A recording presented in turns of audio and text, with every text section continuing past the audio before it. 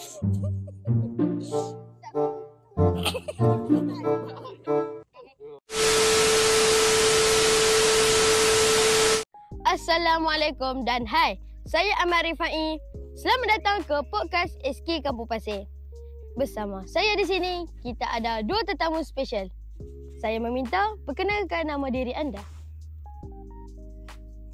Assalamualaikum, nama saya Ku Muhammad Iman Ryan bin Fu Syari Al-Faizal dari kelas 6 Amal. Saya Husnul binti Halim dari kelas 6 Amal. Okey, terima kasih.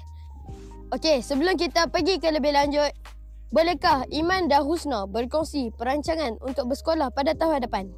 Mulakan dengan Husna dulu. Rancangan saya bersekolah pada tahun depan, saya ada memohon seperti Sekolah Emarat Selubuk dan Sekolah Menengah Kebangsaan Muhammad Jiwa. Saya juga ada memohon beberapa sekolah aliran khas. Dan saya berharap saya mendapat salah satu daripada sekolah itu pun tak apa. Okey, terima kasih. Saya membuat perancangan iaitu memohon KRK seperti Sekolah Menengah Kebangsaan Bandar Sungai Petani dan Sekolah Menengah Ibrahim. Kita ke soalan selanjutnya. Sepanjang korang berdua bersekolah di sekolah ini, bolehkah korang berdua berkongsi kenangan manis di sini? Saudari Husna mula dulu. Kenangan manis saya di sini nak dikirakan amat banyak. Tetapi saya rasa kenangan saya yang paling manis ialah ketika saya memasuki beberapa pertandingan sejak dari prasekolah hingga ke tahun 6. Saya ada yang menang, ada yang tidak. Tapi semua itu amat berharga kepada saya dan sebagai motivasi diri saya untuk di masa hadapan lagi. Okey, hebat. Okey, kita beralih ke kenangan pahit pula. Bolehkah korang berdua berkongsi tentang kenangan pahit di sekolah ini? Saudara Iman, mula dulu.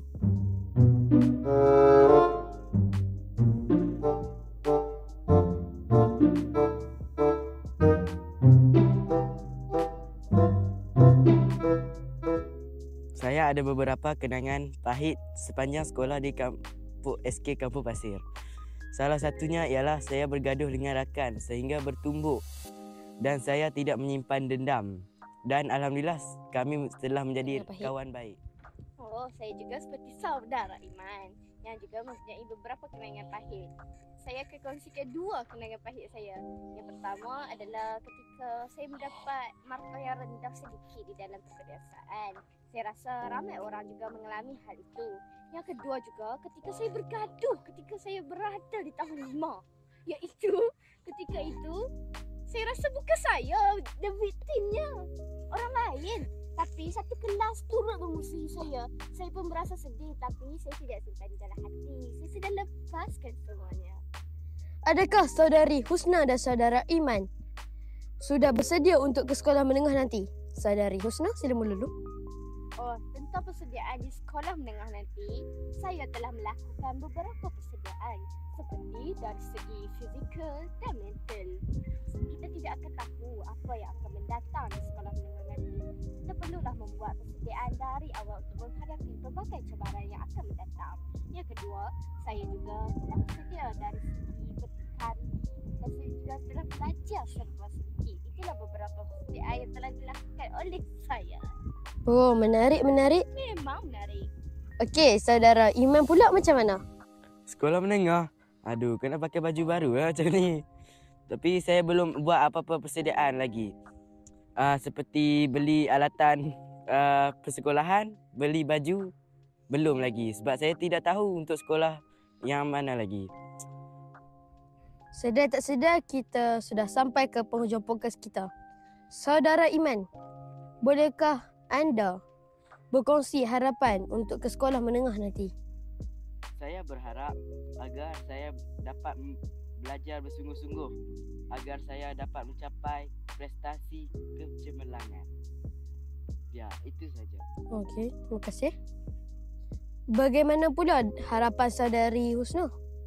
Harapan saya di sekolah menengah nanti, saya berharap saya dapat menyelesaikan diri dengan sekolah yang baru, persekitaran yang baru dan segalanya yang baru. Saya juga berharap saya dapat belajar bersungguh-sungguh dan meningkatkan prestasi saya supaya saya mendapat kecemerlangan yang saya inginkan. Wow, fanatik.